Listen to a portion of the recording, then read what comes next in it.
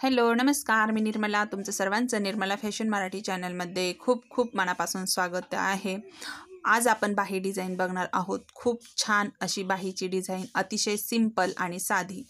अस्तरच्या मापानुसारच जी रुंदी आहे ब्लाऊज पीसची ती आपण इथं घेतलेली आहे. पण ही जी रुंदी आहे ही आपल्याला कमी पडणार आहे, त्याच्यामुळं मी इथं काय करणार आहे, ह्या ब्लाऊजला जॉईंट देणार आहे. बऱ्याच वेळा आपण एल्बो बाही घेतल्यानंतर एवढा कपडा शिल्लक राहत नाही आपल्याला चुनी मारण्यासाठी. जे आपल्याला इथं कपडा जोडायचा आहे, तर कस्टमरने मला मोबाईलवर फोटो दाखवला, जो मी तुमच्याबरोबर शेअर करते.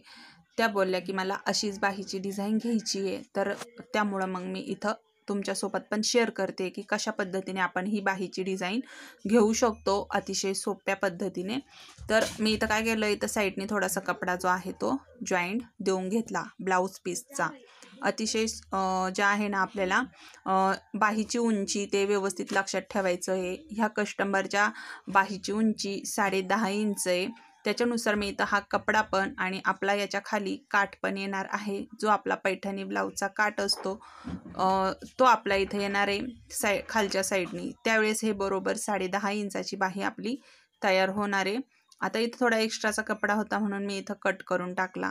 आता ही जसं आपण हा एक ब्लाऊज पीस जोडला तसंच दुसऱ्या पण बाहीसाठी आपण इथं जोडून घेते मी. बघा अशा पद्धतीने. जर तुम्ही आपल्या चॅनलवर नवीन असाल तर चॅनलला नक्की सबस्क्राईब करा आणि व्हिडिओ पण आवडला तर लाईक करा. आणि तुम्हाला बाहीची डिझाईन कशी वाटली मला कमेंटमध्ये नक्की सांगा. तर आपण इथं काय केलं, त्याच पद्धतीने दुसऱ्या पण साईडला कपडा जॉईंट देऊन घेतला.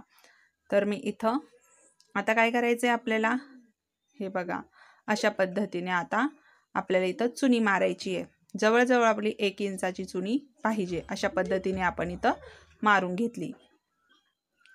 तर व्हिडिओवर कंटिन्यू राहा शेवटपर्यंत बघा, जेणेकरून व्यवस्थित लक्षात येईल.